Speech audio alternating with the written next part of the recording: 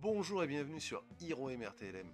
Nous sommes ici suite à la demande de plusieurs abonnés sur le token Injective. Je fais donc la vidéo spécifique sur ce projet. Je vais essayer de vous donner toutes les informations que j'ai pu récupérer en étant plus ou moins technique. Nous allons voir l'historique du projet, ses fonctionnalités, ses avantages, ses défauts. C'est parti. Injective Protocol a été fondé en 2018 par Eric Chen et Albert Chon. Désolé pour les prononciations. À l'origine, le projet se voulait être un simple exchange décentralisé. Les deux cofondateurs trouvaient que la finance traditionnelle était trop chère et beaucoup trop lente. En 2021, une levée de fonds de 190 millions est effectuée avec des noms importants dans l'écosystème crypto, tels que Binance Labs, Kraken Ventures et des personnes connues aux États-Unis comme un entraîneur de basket, Mark Cuban. Cet apport de liquidité permet à Injective de se transformer d'un échange décentralisé à une blockchain de layer 1 avec des contrats intelligents, des smart contracts, des applications décentralisées, des failles, des dApps, puis une architecture cross-chain, c'est-à-dire qui peut aller d'un protocole à un autre, tel que les bridges avec l'univers Polkadot, l'univers Cosmos, Solana et Ethereum. Le fait d'être natif Cosmos a permis à Injective d'utiliser le mécanisme de consensus Tendermint qui est Proof of Stake et les Cosm WASP qui sont optimisés pour dialoguer avec d'autres blockchains, d'où l'interopérabilité et le cross-chain. Par exemple, pour les transformations bidirectionnelles ERC20 originaires de la blockchain Ethereum en CW20 Cosmos WASP 20, c'est-à-dire tout ce qui est NFT. Nous pouvons donc voir sur CoinMarketCap qu'Injective se place 44e, volume échangé de 127 millions, un tout petit peu plus, un marché de 2 milliards. Les contrats se trouvent sur Trust Wallet, MetaMask, Osmosis BNB, Injective, mais ce n'est pas tout, ça on le verra plus tard. Il est à l'heure actuelle sur 21 $ le token. Le sentiment du marché, il est bullish, ce serait plutôt tendance d'achat. En allant sur Certix Skynet, nous pouvons voir que sa note d'audit est de 84,23, ce qui est plutôt pas mal, avec plus dans le détail la gouvernance à 95, l'opérationnel presque à 92, le fondamental presque 90, le code à un peu plus de 92, presque 93, et la communauté à plus de 82. Là où il pêche un peu, c'est au niveau du marché. On va voir plus en détail le code sur à 92, ce qui est vraiment une bonne note. Il est dans le top 10%. Presque 89 pour tout ce qui est fondamental. On voit que c'est encore en développement. Ses utilisateurs, d'un point de vue géographique, se situent aux deux Amériques, en Afrique et en Europe principalement. Moins d'utilisateurs au Pacifique, en Asie et en Russie. Score opérationnel de presque 92. Pareil, il est dans le top 10%, ce qui est très bien. La gouvernance à presque 96, toujours dans le top 10. Le marché à 65, c'est parce que les volumes sont encore assez faibles, les volumes d'échange. Là, c'est rigolo. C'est où peut-on acheter les tokens d'un jeton décentralisé sur des plateformes centralisées. C'est un petit peu ironique, mais ça me fait rigoler. Sur Bybit, Get.io, Yobi, Coinbase, Budget et d'autres. Communauté assez active, elle apparaît donc sur X, anciennement Twitter, Telegram.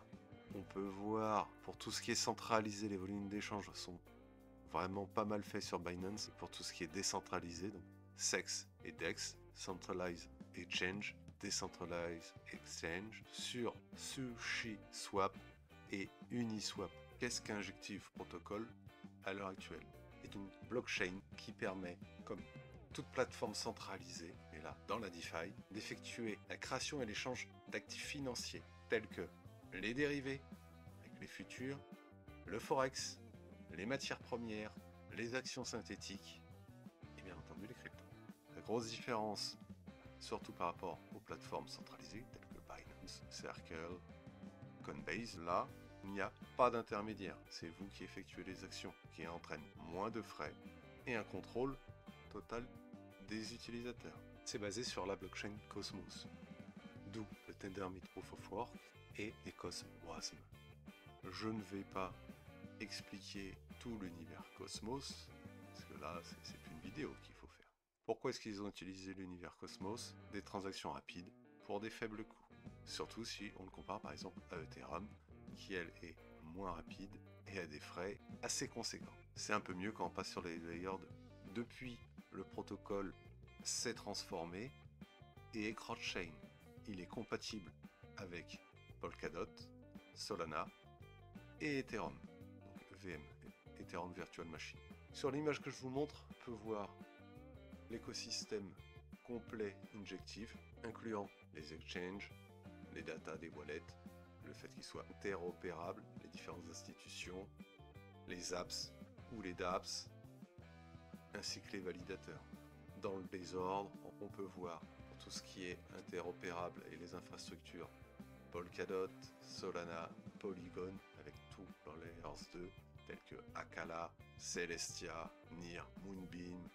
Il est pas mal utilisé par différents wallets, Ledger, Trezor, Binance, Metamask et bien d'autres. Pour les exchanges, c'est pareil, Binance, Kraken, KuCoin, Coinbase.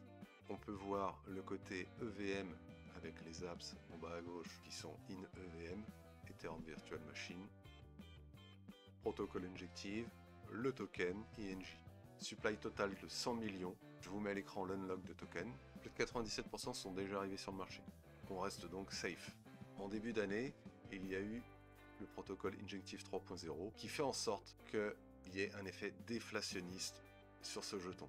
Pourquoi? Il est en proof of stake.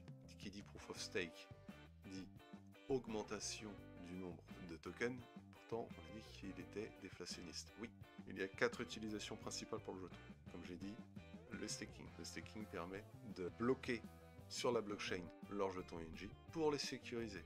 En remerciement, ils reçoivent des tokens supplémentaires. Actuellement, on est à environ 9% et demi. Le rating devrait descendre tel que prévu dans le protocole. Le token sert aussi pour la gouvernance.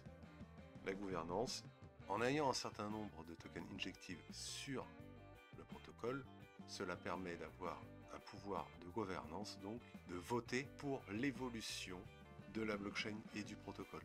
Cela permet une véritable décentralisation et une évolution faite par ses usagers.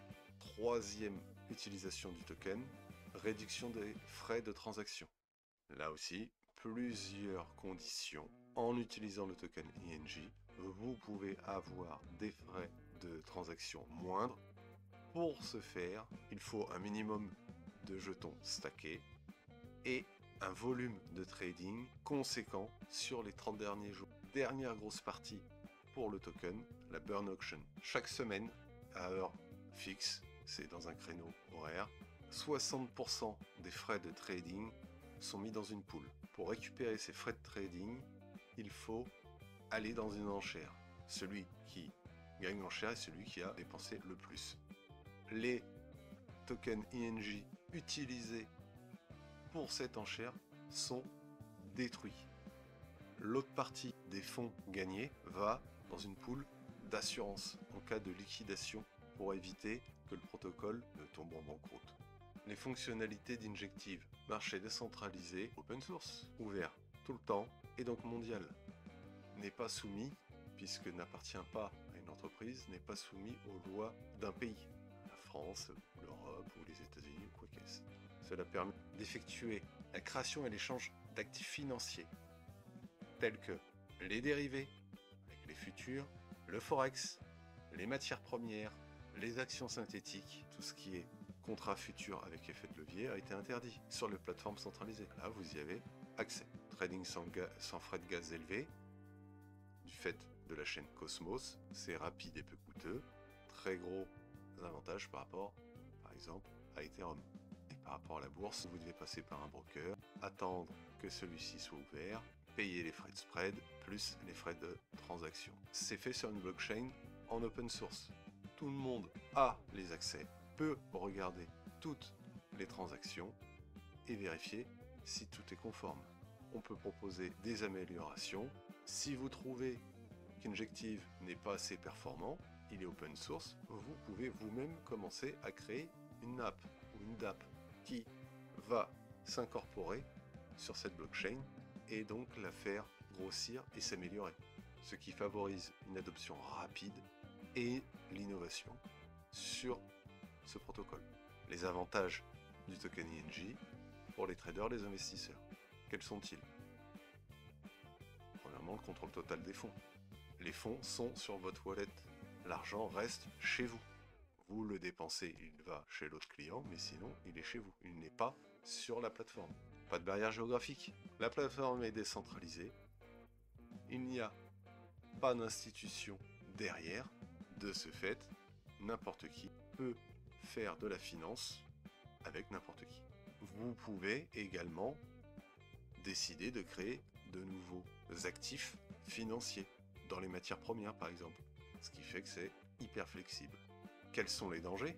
Eh bien déjà c'est une crypto-monnaie, donc la volatilité liée au token. On peut voir cette volatilité avec le graphique sur TradingView via Binance, puisqu'il était dans ceux qui ont aidé le protocole à être créé. On a démarré vers environ, en monthly, je ne vais pas dans le détail, on a commencé on veut dire à 1 $, avec le bull run il est monté à 21, il est redescendu à 1 $, donc déjà en gros fois 21, là il a perdu 99%, il a réussi à progresser à 53 $ en mars, et actuellement est à 20.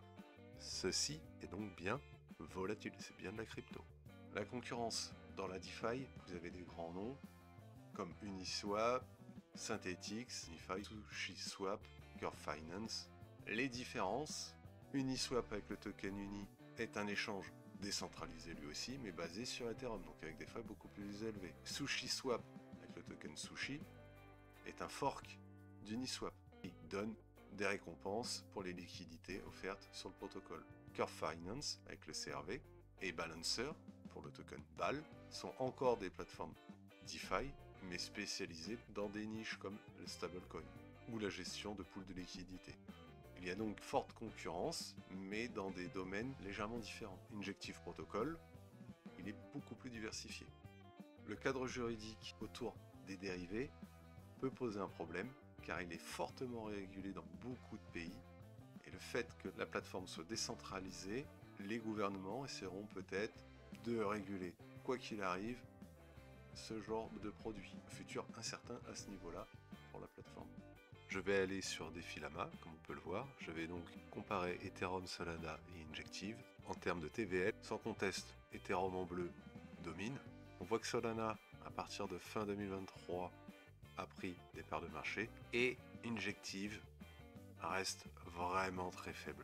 On passe de janvier 2023 à une TVL, Total Value Locked, de 25 milliards de dollars sur Ethereum, 214 millions sur Solana et presque 9 millions sur Injective. À l'heure actuelle, 52 milliards sur Ethereum, 7 milliards 3 sur Solana, donc une nette progression tout de même, et Injective 52 millions.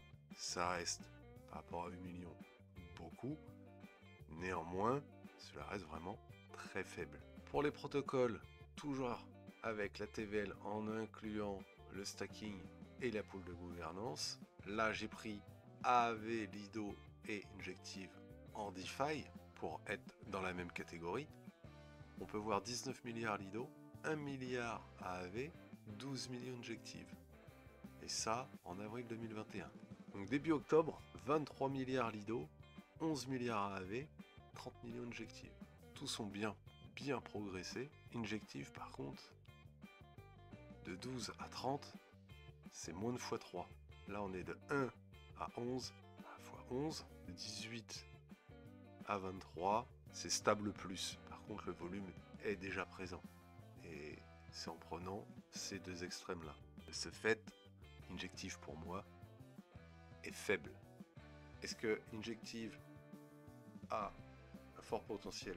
À mon avis, il y a de grandes chances, car c'est une des rares plateformes décentralisées, vraiment open source, faite par et pour les utilisateurs, avec un aussi grand domaine de diversification dans tout ce qui est finance traditionnelle. Comme on a dit, le forex, les matières premières, les effets de levier, donc les futurs, ça en fait une très grosse force pour lui sur ce type de marché. Le fait qu'il évolue aussi grâce à ça, qu'il devienne de plus en plus cross-chain. Au début d'année, au mois de mars, il est devenu compatible in EVM. Ça fait déjà un moment qu'il est compatible avec tout ce qui est Cosmos, puisqu'il en est originaire, tout ce qui est écosystème Polkadot et Solana. On peut voir une belle évolution avec une augmentation de la croissance et de son potentiel via des partenariats. En septembre, un partenariat a été fait avec de gros acteurs tels que Circle et Coinbase pour du RWA, Real World Asset, qui est aussi une narrative qui, pour moi, peut avoir du potentiel pour ce bull run, pour avoir une adoption plus importante de ce même protocole. Je vous rappelle, ceci n'est pas un conseil en investissement. J'ai étudié un petit peu le white paper, je suis allé sur les sites officiels, j'ai étudié le protocole avec le token, sa tokenomics, comment il fonctionne. Le token est maintenant entièrement déployé, à plus de 97%, on peut dire qu'il est entièrement déployé. Avec le protocole 3.0, il est en phase déflationniste, ce qui va le rendre de plus en plus rare sur du long terme, ce qui devrait aider à augmenter pour son prix. Cela reste de la crypto. Continuez et faites vos devoirs. Il y a un potentiel de gain, je pense, surtout encore à l'heure actuelle. Le bull run a commencé, mais est loin d'être fini. Le protocole Injective, pour tous ceux qui veulent faire du trading, est une chose très intéressante, je trouve, avec des frais très bas. Il permet de se dédouaner des brokers de la finance traditionnelle. Cela implique d'autres risques, comme les risques de smart contract, tous les risques associés à la blockchain et à la DeFi. Si vous voulez que je vous explique plus en profondeur ces différents risques, demandez-le moi, je ferai une vidéo en conséquence. Injective, je le répète, a un potentiel. Néanmoins, j'ai fait quelques remarques pendant la vidéo. Il y a eu une progression nette et certaine depuis 2021, le dernier bull run, qui est toujours assez faible. La DeFi est un marché de niche, premièrement, et toutes ces fonctions qui normalement sont sur des plateformes centralisées en fait une niche dans une niche, ce qui peut expliquer sa TVL et son lock assez bas. C'est un risque supérieur à prendre en compte. Il a survécu au bear market, il est 44e en market cap. Ce sont des points forts, et continuez à faire attention. Si le travail que j'ai fait vous a plu, n'hésitez pas à laisser un commentaire, liker, voire vous abonner. Je vous dis merci bien